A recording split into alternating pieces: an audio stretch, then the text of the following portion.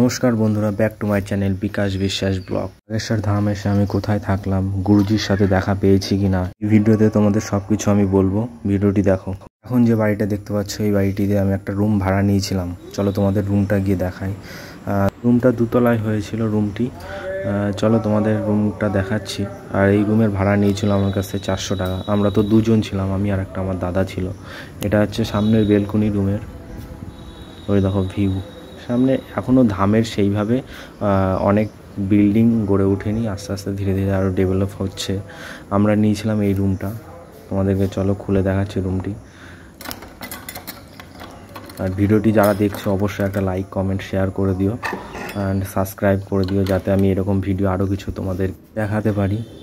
আর এই রুমটি ছিল, আমরা দুজনেই এই রুমটায় জাস্ট দুজনই থাকতে পারবে, বেশি কেউ থাকতে পারবে না।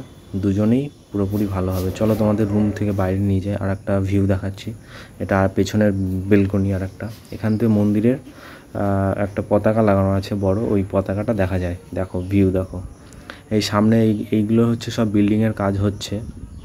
আর ওই দূরে দেখতে পাচ্ছ ওগুলো কিন্তু পাহাড় ছোট ছোট। আর এই দিকে দেখো একটা পতাকা আছে ওখানে, ওই পতাকাটা হচ্ছে মেন মন্দির, ওইখানেই আছে। চলো আমি কিন্তু রেডি হয়ে পড়েছিলাম, এবার মন্দিরের দিকে যাব।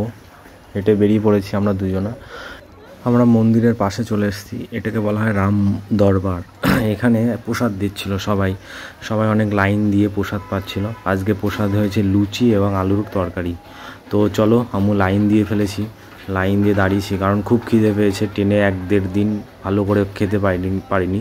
যা শুকনো খাবার ছিল সেগুলো খেয়েছি অলরেডি। এখানে খাবার দেখে আমার তো পেট নিয়ে সামলাতে পারছি না। অলরেডি লুচি আর আলুর তরকারি নিয়ে নিয়েছি, এখন খাওয়া শুরু করে দিচ্ছি। আমি আর খাওয়াটা পেট ভরে খেয়ে নিলাম।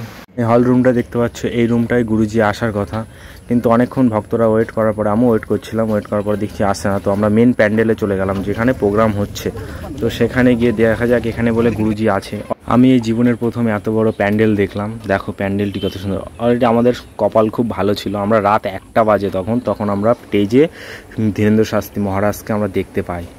দেখে তো আমার তো খুব খুশি, খুব আনন্দ লাগছে। উনি এখন যারা বাগেশ্বর ধামের সেবা করছিল তাদের সাথে মিলছে, মানে তাদের সাথে কথাবার্তা বলছে এবং তাদেরকে একটা করে ভবুতি দিচ্ছে। ভবুতি বলতে যজ্ঞের একটা ছাই, যেটা সবচেয়ে ইম্পর্টেন্ট জিনিস। দেখো গুরুজিকে কেউ একজন চশমা দান করেছে, তো সেটাও তিনি ধারণ করেছে চোখে। কতটা সুন্দর লাগছে দেখো, ছোট্টর মধ্যে দেখো কতটা সুন্দর লাগছে গুরুজিকে। শুধু আমি একা দর্শন করলাম না, কিন্তু আমি কিন্তু তোমাদেরকেও দর্শন করালাম। ভিডিওটা যাদের ভালো লাগলো তারা কিন্তু অবশ্যই একটা লাইক কমেন্ট শেয়ার করে দিও অ্যান্ড সাবস্ক্রাইব। ধন্যবাদ।